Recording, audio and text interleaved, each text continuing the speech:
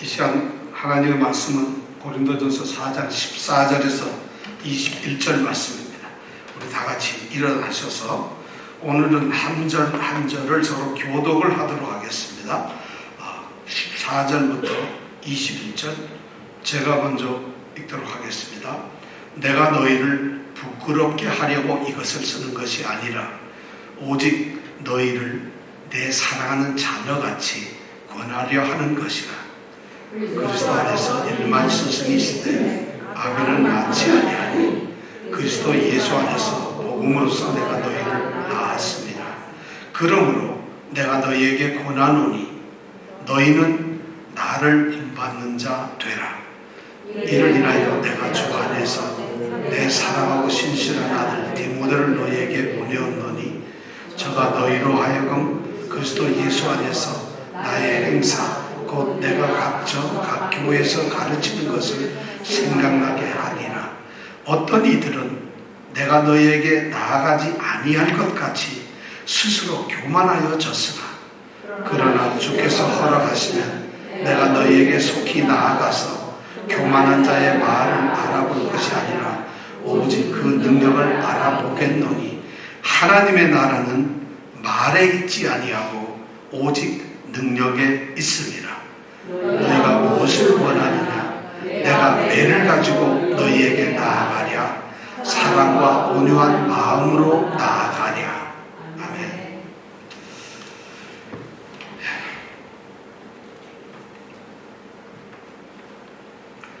우리가 지난주에 6절에서부터 13절까지 아주 중요한 말씀을 생각했습니다.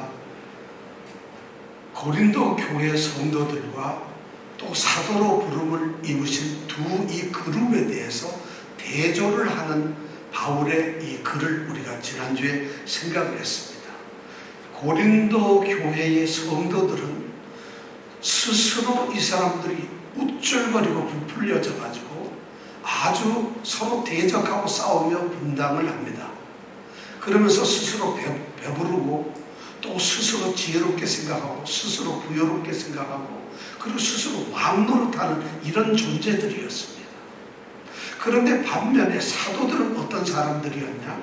사형수처럼 끝에 질질 끌려가다가 결국에는 온 세상의 구경거리가 되고 마는 그런 존재라고 바울은 이야기를 했죠. 그래서 구경거리가 되어서 이 사도들의 삶은 정말 비참했죠. 어리석고 그들은 굉장히 약하고 그리고 그들은 굉장히 비천한 삶이었고 굶주렸고 헐벗었고 매를 맞았고 잠을 잘 곳도 없는 곳에서 비방과 또 그들은 핍박과 그들은 또 많은 곤욕을 치르는 이런 삶을 살았어요. 그래서 세상에 버릴 수밖에 없는 찌꺼기 같은 그런 존재들이 되었다고 바울은 6절부터 13절까지 그런 말씀을 썼어요. 교인들은 그렇게 화려하고 영광스럽고 사는데 그들에게 정작 복음을 전해준 예수 그리스도를 소개해준 사도들은 비참하게 지금까지 살고 있다는 것을 바울이 그것을 썼다는 것이에요. 그러면서 바울은 지금 14절에서 왜 내가 너희에게 이것을 썼는 줄 아느냐? 내가 이것을 너희들에게 쓸 수밖에 없었던 이유를 이제 14절에서 설명해 줍니다. 14절에 처음은 이렇게 밝히고 있습니다. 내가 너희를 부끄럽게 하려고 이것을 쓴 것이 아니라는 것이. 내가 이것을 쓴 것이 아니라는 거예요. 사실 어떻게 보면 그 말을 들은 그 글을 읽은 이 고린도 교회의 성도들 입장에서는 몸둘 바를 모를 정도로 사실 두렵고 부끄러웠을 거예요. 너희들은 대단한데 우리는 형편없다. 너희들은 아주 높은 데서 훌륭하지만 우리는 정말 처참하고 비참한 삶을 살고 있다. 알겠느냐? 이 얘기를 들었을 때 아마 우리 같으면 그런데 어쩌라고 말입니까? 우리는 잘났고 당신들은 아닌데 뭐 이랬을지 모르겠는데 바울이 지금 이야기하는 것은 내가 너희를 부끄럽게 하려고 이것을 쓰는 것이 아니라고 이야기를 합니다. 그럼 바울은 정말 고린도 성도들이 부끄럽지 않다고 생각을 했을까요? 아마 부끄러워할 것이라고 생각을 했을 거예요. 왜 부끄럽지 않았겠어요? 자신들을 사랑하는 그 사도들이 지금 이 시간까지 고난을 받고 있는데 그것을 이야기하고 있는데 그들 스스로가 뭔가 된 것처럼 우쭐거리는 자신의 삶을 돌아볼 때 아마 부끄러웠을 것이에요. 근데 바울은 그 부끄러워할지도 모르는 고린도 성도들에게 결코 너희들을 부끄럽게 하려고 그랬던 것이 아니라고 이야기를 합니다. 굉장히 아주 의미 있는 얘기죠. 수치심을 느끼지 말라는 것이에요. 그럼 뭘까요? 왜 이런 얘기를 했을까요? 사실 정확히 얘기하면 그들이 수치심을 느끼고 부끄러워하는 것보다는 자신들이 지금 어떤 위치에 있는가를 아는 것이에요. 자기 자신의 존재가 지금 도대체 어떤 사람인가를 아는 것이에요. 그래서 그들 스스로가 찔림을 받는 것이에요. 부끄러워하는 것이 아니라 부끄러움에서 멈춰서는 것이 아니라 찔림을 받는 것이에요. 위대한 변화는 찔림이 있을 때 가능합니다. 위대한 발전은 자신이 지금 현재 어떤 존재라는 걸 인식할 때 위대한 발전이 오는 것입니다. 현실을 정확하게 알고 그리고 그것을 바로 인식할 때 비로소 우리는 성장과 변화를 할 수가 있습니다. 자신이 지금 어떤 신앙의 자리인지 어떤 성도의 모습을 가지고 있는지 내가 지금 내 신앙이 지금 어떤 상태에 있는지 남들은 우리 주님께서는 나를 어떻게 생각하는지 모르고 있다면 그 심각한 문제거든요. 바로 고린도 성도들이 그러한 상태에 있다는 것이 자신을 모르니까 우쭐거리는 자신들을 모르니까 잘난 척하는 것이 자신들을 모르니까 교만해지는 거죠.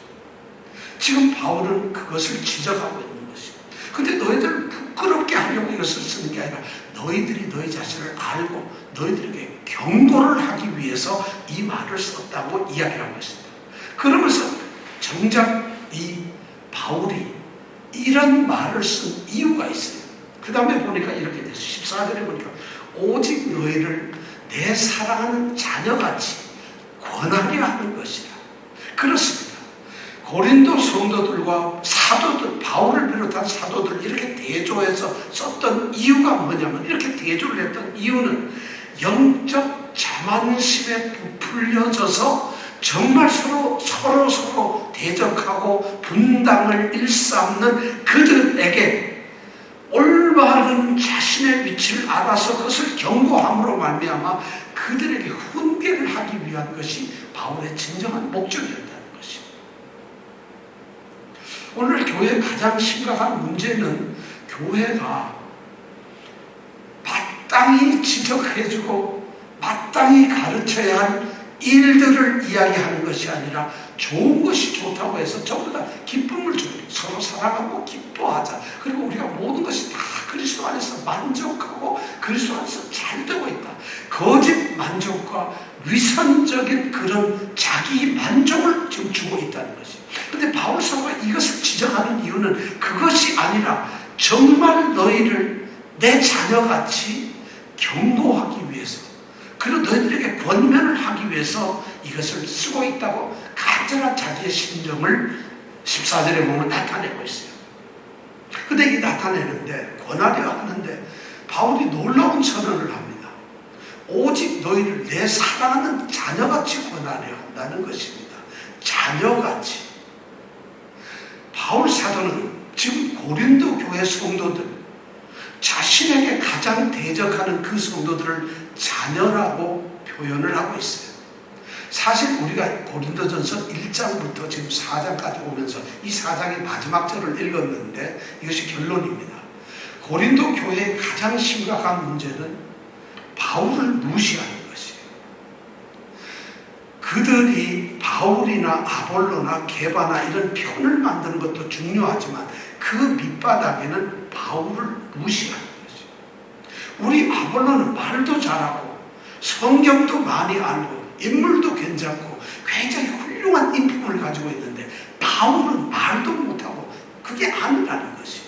그러니까 바울의 부족한 점, 바울이 좀 열등한 존재라는 것을 가지고 있었어요. 그래서 바울을 무시하고 바울에게 그런 경멸하는 자세를 가지고서 그것이 결국에는 분쟁으로 났었다는 것이에요.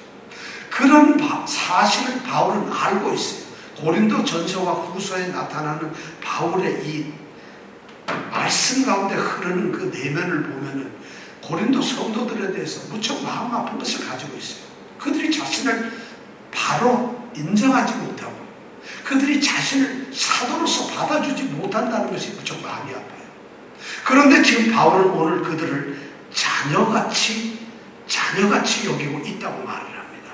근데 자녀같이 여기는데 중요한 말은 자녀 앞에는 사랑하는 자녀라 그러고 자녀 뒤에는 권하려 하는 것이라는 이 말로서 자녀를 쓰고 있어요.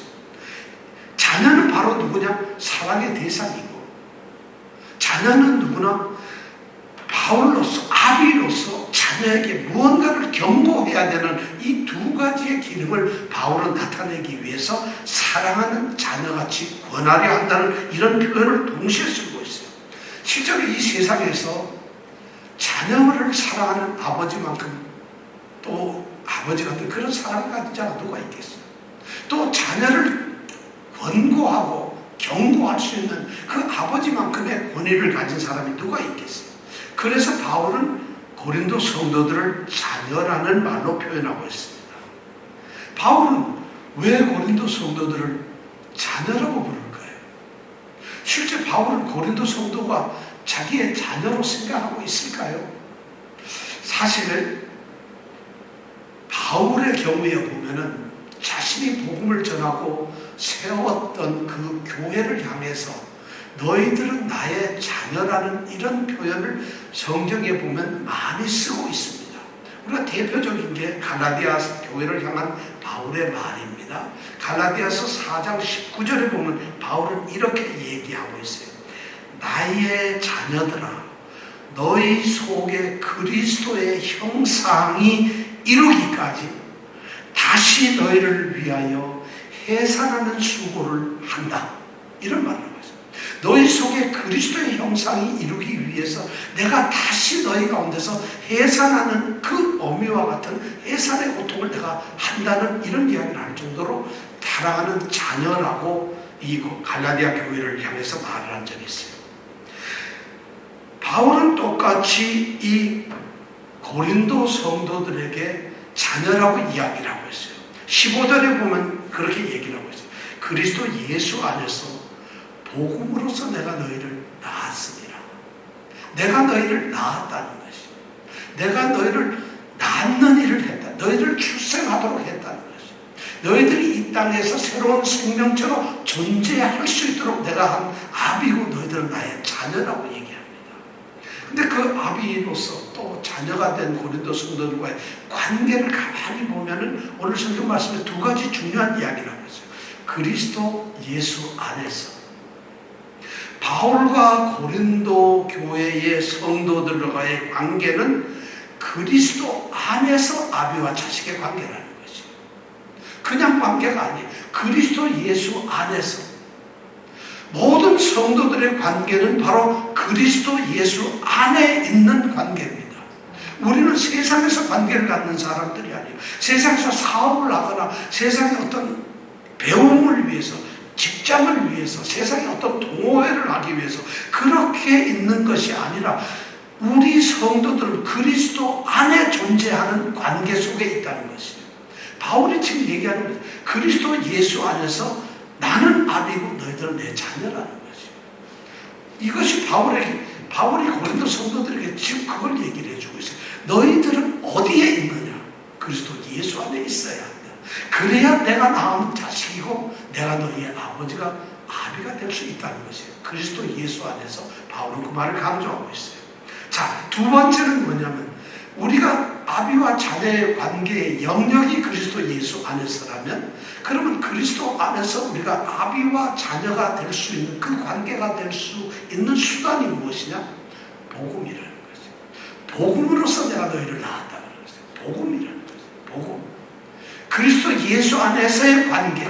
그러면서 복음이라고 하는 것으로 너희를 낳았다는 거죠. 너희들을 그냥 낳아진 게 아니라 복음을 통해서 너희들을 낳았다는 거죠. 저와 여러분들의 관계에도 그리스도 예수 안에서 복음 때문에 만난 것이에요. 제가 여러분들이 저를 어떻게 알고 어떻게 만날 수 있겠어요? 뭐 때문에 우리는 주일날마다 이렇게 예배를 드리고 하나님을 찬양하면 어디서든지 할 수 있어요. 우리를 만나게 한 영역은 그리스도 예수예요. 그리고 우리를 엮어놓는 유일한 수단은 복음밖에 없어요. 우리는 그리스도 예수 안에 복음으로서 맺어진 관계예요. 복음을 통해서 아버지와 아들의 관계가 되었다고 얘기했어요. 복음이 뭘까요? 여러분, 복음은 바울 사도는 십자가에 못 박힌 그리스도와 부활하신 예수 그리스도를 말한다고 얘기해요. 예수 그리스도와 그분의 십자가와 부활, 이 진리에 관한 모든 것이 복음입니다. 복음은 아주 쉽게 얘기하죠. 복음은 뭐 우리가 복을 받는다, 천국 간다, 예수를 믿으면 구원을 얻는다, 이런 차원의 얘기가 아니라 예수 그리스도와 그분의 십자가와 부활, 이것이 바로 복음의 핵심적인 진리이자 내용입니다. 그 진리를 선포하고 그 진리를 받아들이고 믿고 그리고 그 진리 안에서 살아가는 사람들이 바로 복음으로서 나은 사람들이라고 얘기합니다. 사실 바울의 자랑은 예수 그리스도와 십자가밖에 없어요. 갈라디아서 6장 14절에 보면 바울은 그러고 해요. 그러나 내게는 우리 주 예수 그리스도의 십자가 외에 결코 자랑할 것이 없으니 그리스도로 말미암아 세상이 나를 대하여 십자가에 못 박히고 내가 또한 세상을 대하여 그러하니라, 이런 말씀이에요. 내가 그리스도 예수 외에, 내가 우리 주 예수 그리스도 외에는 자랑할 것이 없다고 해요. 바울의 자랑은 바로 복음이었고 복음의 핵심인 예수 그리스도였어요. 이것이 바울의 유일한 자랑이었어요. 그렇기 때문에 바울의 선택은 예수 그리스도하고 십자가와 보혈밖에 없는 것이에요. 고린도 전서 우리 2장 2절에 그랬잖아요. 내가 너희 중에서 예수 그리스도와 그의 십자가에 못 박히신 것 외에는 아무것도 알지 아니하기로 작정하였다. 바로 바울에게 있어서의 유일한 선택은 예수 그리스도와 그분의 십자가였어요. 이것이 바로 복음이었다는 것이죠. 그래서 바울 사도는 고린도 교회가 바울의 영적 자녀가 된 것, 내가 너희를 영적 자녀라고 하는 이유는 그리스도 예수 안에서 복음으로 내가 너희를 낳았기 때문이라는 것이죠. 그러면서 바울 사도는 바로 그런 관계이기 때문에 우리는 매우 독특하고 특별한 관계 속에 있다는 것을 강조합니다. 그래서 15절에 이렇게 얘기합니다. 그리스도 안에서 뭐가 있죠? 그리스도 안에서 일만 스승이 있으되 아비는 많지 아니하니. 15절에 그렇게 시작을 하고 있어요. 이 말은 굉장히 바울이 고린도 교회 성도들과 아주 끈끈한 독특한 관계를 강조해주는 말입니다. 그리스도 안에서 일만 스승이 있으나 아비는 많지 않다. 이것을 다른 말로 하면 스승은 너무너무 많지만 아버지는 많지 않다는 거죠. 바울은 고린도 교회의 성도들에게 유일한 영적 아버지라는 거죠. 유일한 아버지가 자신이라고 얘기를 하고 있어요. 여기서 스승이라는 말을 우리가 이제 생각을 해볼 수 있는데, 일만 스승이 있다. 여기서 일만은 문학적 표현이죠. 뭐 꼭 10,000명의 스승이 있다가 아니라 수많은 스승이 있다는 것이죠. 그런데 아버지는 없다는 거예요. 다 하나밖에 없다는 것이죠. 그러면서 이 스승이라는 단어를 쓰는데, 스승이라는 말이 뭘까요? 우리가 스승이라는 말을 가만히 이제 생각을 해보면은 파이다고고스라고 하는 헬라어인데, 갈라디아서 3장 24절에 보면 이 스승이라는 단어를 갖다가 뭐라고 설명을 해놨냐면 몽학선생이라고 해요. 몽학선생. 오늘날로 우리가 얘기한다면 후견인. 또 오늘 영어로 만약 표현한다. NIV 성경이고 가디언이라고 표현했어요. 가디언. 여기서 스승이라는 건 학교에서 뭘 가르치는 그 선생님을 얘기하는 게 아니라 바로 후견인. 몽학선생은 뭘까요? 바울 사도는 갈라디아서 3장 24절에서 율법이라는 것이 우리를 갖다가 예수 그리스도에게로 인도해주는 그런 몽학선생이라고 얘기를 하고 있어요. 율법이 뭐냐? 바로 몽학선생이라는 거예요. 후견이라는 얘기예요. 근데 이 당시에 이 스승, 몽학 선생 또는 이 후견이라는 사람은 어떤 일을 하는 존재인가 하면은 우선 첫째 이들은 노예예요. 종들이에요. 노예인데 이제 주인집에 훌륭한 사람들의 아버지가 있습니다. 아들이 있잖아요. 아들을 담당하는 사람인데 아들이 6살부터 이제 성인이 될 때까지 그 아들을 돌보는 사람이에요. 그런 종이에요. 그래서 이 아들이 6살부터 학교를 가면 학교를 데리고 가요. 그 다음에 그 아이가 자라면서 어떤 일이 생기지 않도록 돌보고 막아주고 해요. 그뿐만 아니라 그 아이의 아버지의 지시를 받아서 그 아이를 예의범절이나 어떤 정신훈련이나 교육 이런 것을 가르쳐요. 그런 종이에요. 그러니까 집안에서 가디언을 하는 거죠. 바로 바울은 자신은 하나밖에 없는 아버지고 다른 사도들은 그러한 후견인과 같은 존재라고 이런 이야기를 합니다. 지금 바울이 여기서 그 얘기를 하고 있어요. 바울은 자기 자신과 다른 사도들을 지금 구별을 해요. 우리는 지금까지 성경 고린도전서 3장부터 우리가 쭉 배워왔던 것이 이런 걸 배워왔어요. 바울은 자신은 교회에서 심는 이고 다른 사람들은 물을 주는 이라고 생각을 했어요. 또 그리고 자신은 터를 닦는 사람이고 다른 사람들은 그 터 위에 세우는 사람들이라고. 그래서 적어도 같이 하나님의 밭과 하나님의 집에서 일을 하는 같이 일하는 동역자로 자기는 심고 너희들은 물을 주고 나는 터를 닦고 너희들은 그 위에 세우는 이런 존재라고 적어도 동역자처럼 이야기를 했는데 여기에서는 드디어 전혀 다른 거예요. 너희들은 후견 가디언이고 나는 아버지라는 거죠. 그들의 아버지고 그들은 내 아들이라는 거예요. 고린도 성도들은 내 아들이고 나는 그들의 아버지고 다른 모든 아볼로나 게바나 등등 모든 이 교사들, 수없는 교사들, 교회 와서 말씀을 가르치고 설교하고 모든 사람들은 뭘까요?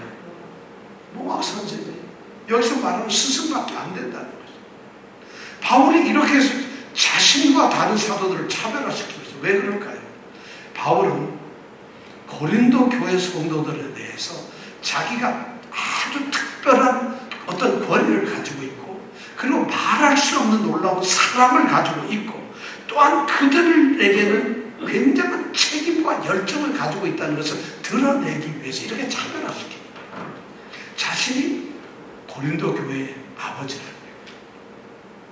우리는 많은 목사님들이 여러분들 내가 영적 아버지라 특히 뭐 좀 큰 교회 아주 훌륭하신 목사님들은 우리 성도들을 내가 영적 아버지다 이러고 얘기를 합니다. 그 얘기를 할 때 영적 아버지는 어떤 뜻일까요? 잔소리 말고 내 말 잘 듣고 내게 순종하고 이런 의미로 받아들여지는데 사실 바울은 이 고린도 성도들에게 그렇게 대우도 못 받고 무시당하고 그렇게 대접당하고 있는 이런 상태에서 너희들은 나의 영적 아들이라고 얘기를 하고 있어요. 자녀라고 얘기를 하고 있어요. 그만큼 그는 그들에게 정말 뜨거운 감정을 가지고 교회를 사랑하고 성도들을 사랑하고 있다는 거죠. 그러면서 바울은 이제 그들에게 아버지가 되었으니까 그들에게 권면을 합니다. 아버지이기 때문에 그들을 사랑해서 책망하고 꾸짖고 부끄럽게 만들려는 것이 아니라 그들에게 권면을 한다고 이야기하고 있어요. 근데 권면의 내용이 16절과 17절에 나옵니다. 자, 16절에 첫 번째 나오는 권면이 뭘까요? 우리 다 같이 한번 읽어볼까요? 시작. 그러므로 내가 너희에게 권하노니 너희는 나를 본받는 자야. 너희는 고린도 교회 성도들아. 어쩌면 이거는 고린도 교회 성도들뿐만 아니라 모든 이 땅의 교회 성도들을 말할 거예요. 모든 성도들은 너희는 나를 본받으라. 바울이 나를 본받으라 이렇게 말을 하고 있어요. 당시 아버지들은 로마에 사는 아버지들은 자기 자녀들에게 우리의 가문의 영광을 위해서 이 아버지의 명예를 위해서 무조건 나를 본받으라는 이런 가르침을 자녀들에게 했어요. 바울이 지금 바로 똑같이 그것을 이 고린도 교회 성도들에게 나를 본받으라고 했어요. 바울이 교만한 걸까요? 바울이 스스로 너무 높이는 걸까요? 바울은 이런 이야기를 비단 고린도 교회에만 한 것은 아닙니다. 우리가 아는 대로 빌립보 교회, 또 데살로니가 교회, 여러 교회에다 그런 이야기를 했어요. 빌립보 교회에다가는 빌립보서 3장 17절을 보면 이런 말은, 형제들아 너희는 함께 나를 본받으라. 또 우리로 본을 삼은 것 같이 그대로 행하는 자들을 보여달라. 이런 말을 하고 있어요. 너희는 함께 나를 본받아. 교회가 전체적으로 자기를 본받으라는 것이에요. 바울이 이렇게 말할 수 있었던 것은 자기 마음속에 자기는 예수 그리스도밖에 없었어요.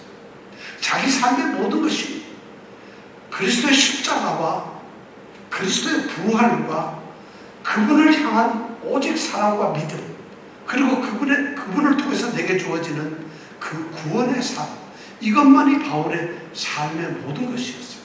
그러니까 그는 그리스도를 본받는 삶을 살았다는 것이에요. 바울은 자신이 그걸 확실하게 자신을 인정하고 자신이 그걸 받아들이거든요. 나는 그리스도를 따라서 그리스도를 본받아서 살고 있다. 너희들은 그리스도를 못 받지 않느냐? 그리스도를 볼 수가 없잖아요. 그런데 나는 그 그리스도의 삶을 그대로 내가 지금 어떻게 하든지 부족하지만 한다. 그러니까 너희 나를 본받으라. 이런 말씀을 하고 있어요.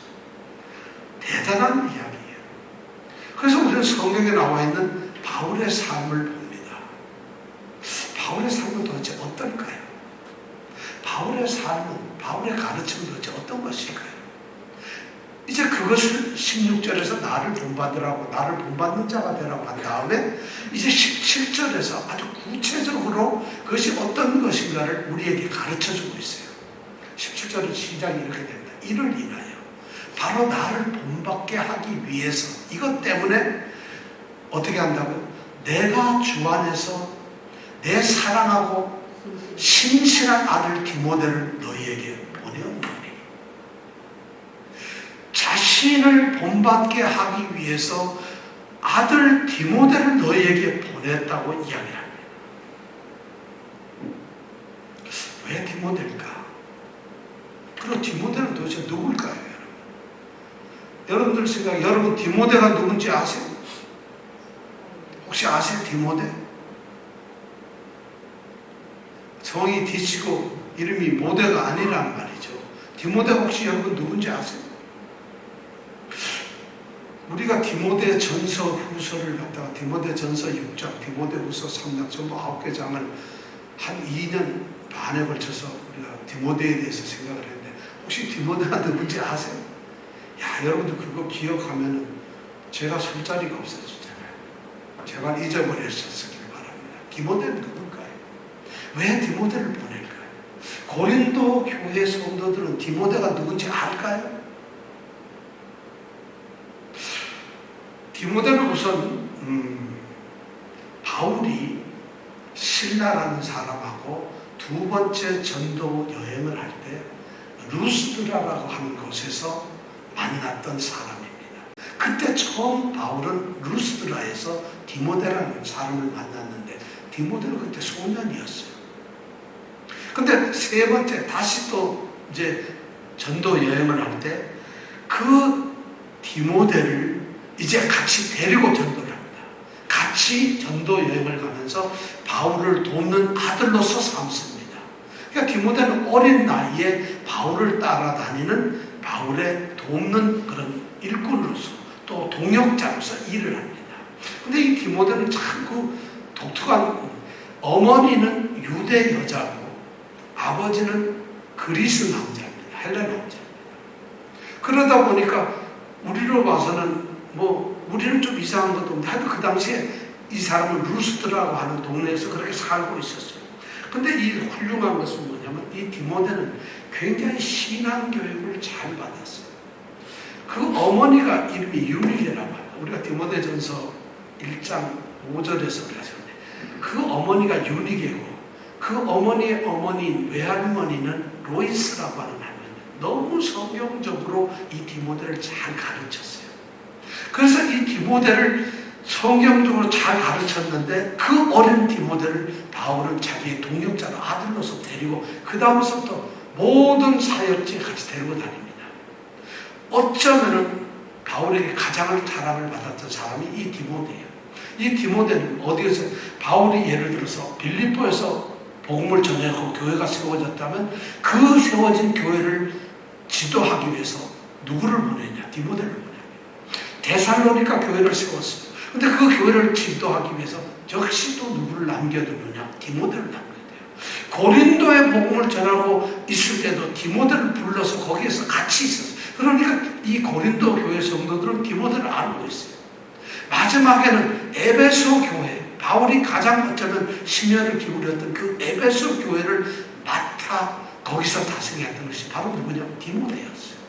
그러니까 디모데는 어떻게 보면은 굉장히 바울의 사역을 잘 감당하고 바울이 세웠던 교회에서 바울의 뜻을 온전히 잘 전하는 그런 믿음의 아들이었어요. 그리고 고린도 교회도 잘 알고 있어요. 그러니까 바울은 자기가 갈 수 없는 대신에 아들 디모데를 거기에 보냈어요. 근데 놀라운 것은 그냥 디모데를 보낸다 이러지 않고 뭐라고 이야기를 하고 있죠? 내가 주 안에서 내 사랑하고 신실한 아들 디모데를 보낸다. 아주 독특한 표현을 쓰고 있어요. 주 안에서 내가 사랑한다. 주 안에서 내가 사랑한다. 그리스도 안에서 내가 사랑하는 아들이라는 것이죠. 고린도 성도들도 내가 그리스도 예수 안에서 복음으로 너희를 낳아서 내 사랑하는 자녀라는 거죠. 내가 너희를 사랑하는 자녀처럼 내가 주 안에서 사랑하는 이 디모데, 이 아들을 너희에게 보내. 너희들은 그리스도 안에서 나의 자녀들이라는 것이에요. 그래서 그런 표현을 써요.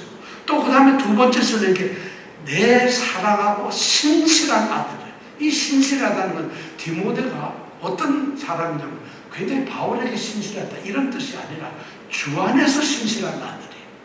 이 말은 뭐냐면 주님을 믿는 자, 주님께 신실하고 주님을 잘 섬기고 주님께 올바른 신앙을 가진 그런 아들 디모데라는 말이에요.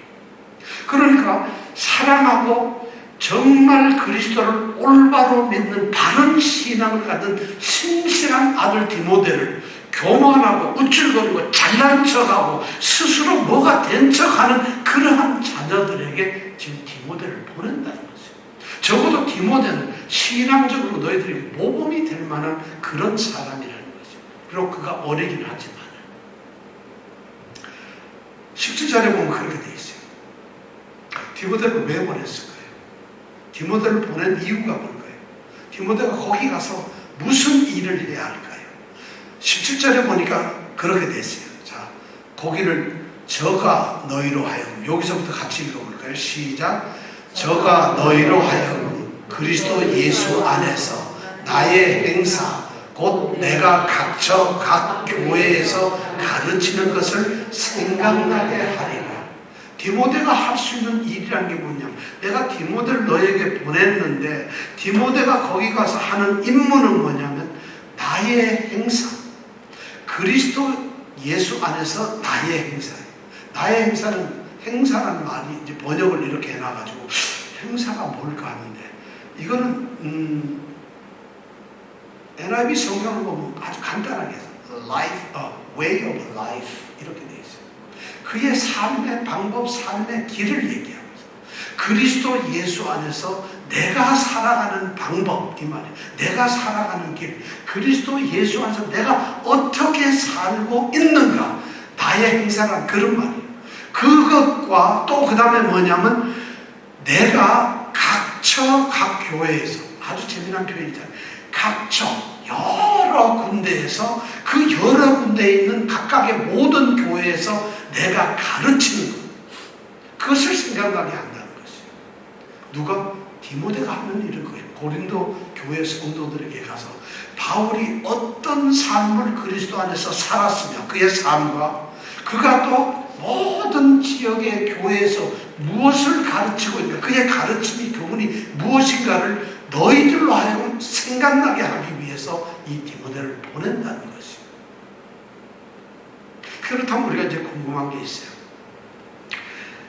바울의 삶의 이 길은 뭘까요? 바울의 삶의 이 방법이 뭘까요, 여러분? 바울의 삶에 그걸 뭘 알아야지 우리가 본받을 거 아니겠어요? 그 다음에 바울의 가르침은 또 뭘까요? 그가 각처 학교에서 여러 교회에서, 모든 교회에서 가르쳤던 그 가르침이 뭘까요? 사실 이걸 알 필요가 굉장히 있어요. 바울은 자신이 살아온 자신의 삶의 목표가 있었어요. 바울은 삶의 목표가 매우 분명했어요. 그의 마음속에 담아져 있던 얘기는 어쩌면 마태복음 16장 24절에 나타난 예수님의 말씀일 거예요. 아무든지 나를 따라오려거든 자기를 부인하고 자기 십자가를 지고 나를 쫓을 것입니다. 바울이 아마 예수님을 믿고 예수님을 따르면서 자신 일생의 사업을, 자기가 일생 어떤 삶을 살아갈 것인가, 자기를 부인하고 자기 십자가를 지고 예수를 따르는 이런 삶을 아마 생각했을 거예요. 틀림없이 바울은 그랬을 거예요. 그것이 삶의 방법이고 삶의 길이었어요. 빌립보서 3장 10절에서 11절까지에는 바울이 그것을 이런 식으로 고백을 합니다. 자기가 예수 그리스도를 본받아서 내 십자가를 지고 나를 부인하고 살아가는, 내가 예수 그리스도를 따르는 삶의 방법이 무엇인가를 이렇게 빌립보서 3장 10절에서 12절까지 얘기하고 있어요. 우리가 다 같이 한번 생각해볼까? 시작. 내가 그리스도와 그 부활의 권능과 그분의 고난에 참여함을 알려 하마여 그의 죽으심을 본받아 어찌하든지 죽은 자 가운데서 부활에 이르려고 한다. 이것이 바울이 생각했던 거예요. 내가 그리스도와 그리고 그분의 부활의 그 능력과 그리고 그분이 당하신 그 고난에 참여하고 싶어서 내가 그분의 죽으심을 본받아 자기 십자가 길을 간다는 거예요. 내가 그의 죽으심을 본받아 어떻게 하든지 죽은 자, 죄 때문에 죽었고 이 세상에서 멸망받을 수밖에 없는 죽은 자 가운데서 부활의 새로운 생명의 부활을 얻자고, 부활에 이르려고 한다는 거예요. 그러면서 그는 그의 삶을 그 다음 12절에 이렇게 계속을 합니다.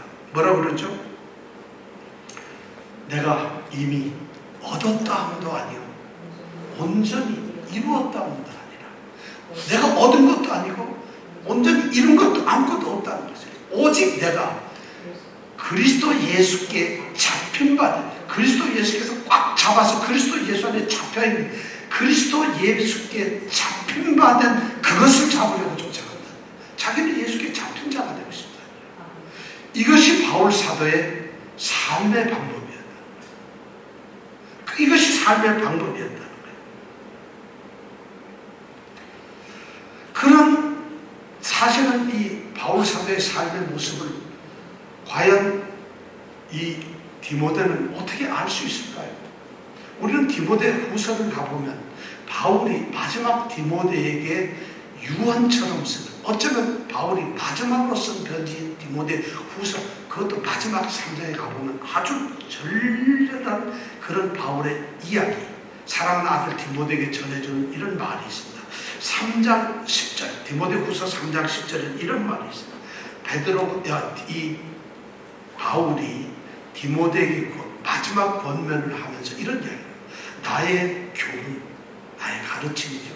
나의 이 행실, 내가 어떻게 행동했는가를, 그 다음에 뭐라고요?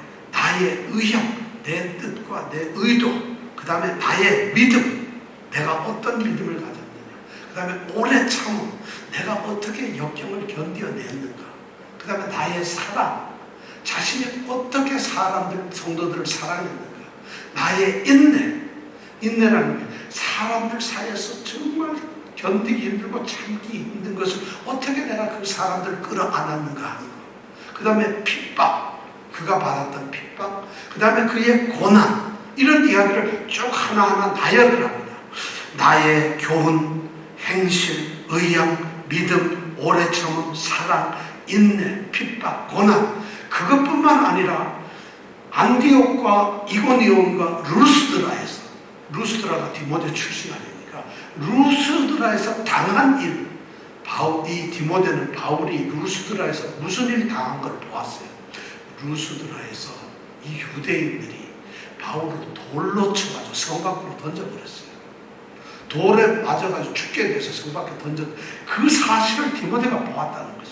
그리고 어떠한 핍박 받은 것을 빌립보서 3장 11절에 보면 이렇게 내가 과연 보고 알았나니 디모데에게 그렇게 얘기하고 있어요. 너는 나의 교훈, 나의 행실, 나의 의향, 나의 믿음, 나의 오래 참은, 나의 사랑, 나의 인내, 나의 핍박, 나의 고난, 내가 어떤 어려운 일 당한 것을 내가 과연 보고 알았다는 것이에요. 그러니까 이 디모데는 바울의 삶을 고린도 교회에 가장 잘 전할 수가 있어요. 그는 실제로 이 바울의 삶을 보았다는 것이죠. 그래서 이 디모데를 보냈고, 디모데는 바울의 그리스도 예수 안에서의 나의 행실을 그들에게 전해줄 수가 있었다는 거예요. 그 다음에 두 번째 가르침이에요. 디모데는 바울의 가르침을 어떻게 알았을까요? 바울이 무엇을 가르치는가 어떻게 알았을까요? 역시 디모데후서 3장에 보면 무엇이 바울 사도가 디모데에게 가르치는 것이고 바울 사도 마음속에 가르침, 유일하게 가지고 있는 가르침이 무엇인가를 디모데후서 3장 14절에서 17절까지 이야기를 하고 있어요. 그것이 뭐냐면 이렇게 되어 있어요. 너는 배우고 확신한 일에 거하라. 너는 배우고 확신한 일에 거하라. 내가 누구에게서 배운 것을 알며, 너는 디모데에게 말합니다. 너는 누구에게 배운 것을 알며, 또 내가 디모데가 어려서부터 뭐를 배웠다고요? 성경을 알았나니. 내가 어려서부터 성경을 알았다는 거죠. 그러면서 그 다음 얘기합니다. 성경을 알았는데 이 성경은 능히 너로 하여금 그리스도 예수 안에 있는 믿음으로 말미암아. 그리스도 예수 안에 있는 믿음이란 그리스도를 믿는 믿음을 말하는 것이죠.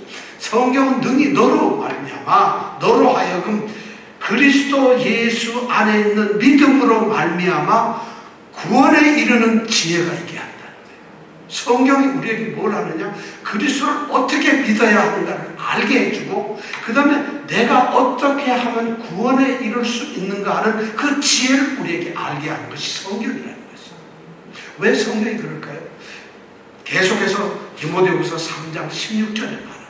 모든 성경은 하나님의 감동으로 된 것으로 교훈과 책망과 바르게 함과 의로 교육하기에 유익하다. 성경이라는 하나님의 감동으로 돼서 교훈을 할 수 있어요. 바로 고린도 교회 성도들에게 잘못된 그들의 신앙의 모습에 교훈을 할 수 있어요. 책망을 할 수 있어요. 바르게 할 수 있고 의로 교육하게 할 수가 있어요.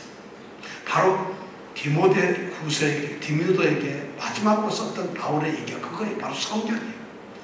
그래서 모든 성경은 하나님의 감동으로 된 것으로 교훈과 책망과 바르게 함과 의로 교육하기에 유익하니.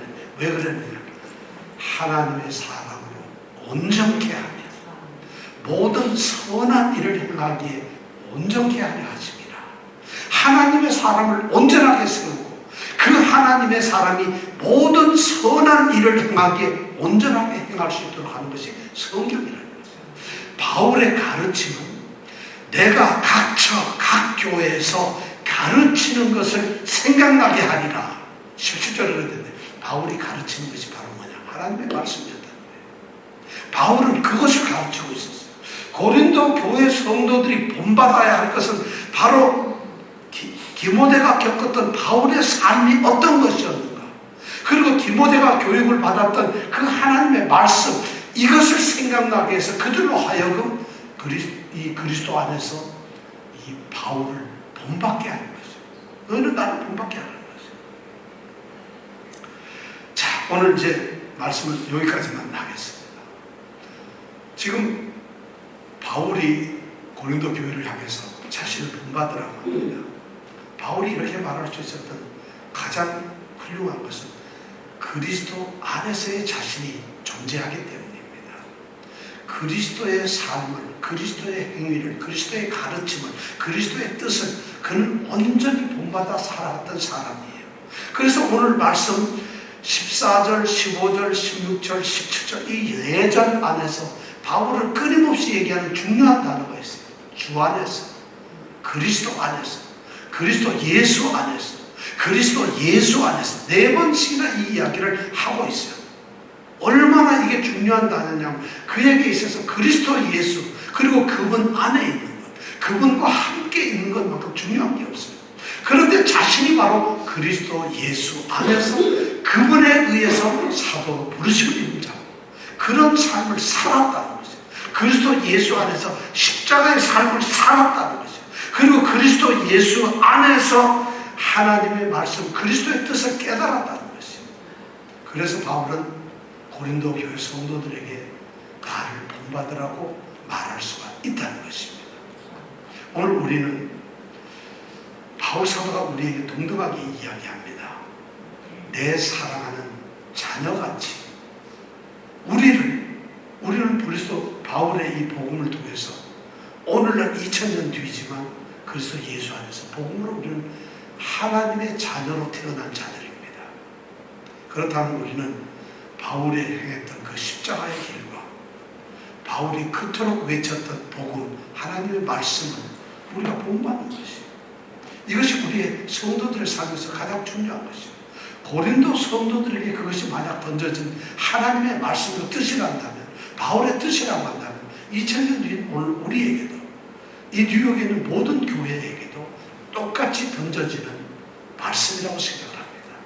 바로 우리는 바울의 신앙을 본받는 것, 바울의 삶을 본받는 이런 삶을 살아가는 그런 성도들이 되어야 합니다.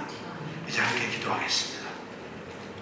그러므로 내가 너희에게 권하노니 너희는 나를 본받는 자 되라. 오늘 말씀을 통해서 우리는 신앙생활의 순수한 모습이 바로 그리스도 예수를 따라서 그리스도의 가르침과 그리스도의 삶을 본받는 것이라는 것을 깨닫습니다.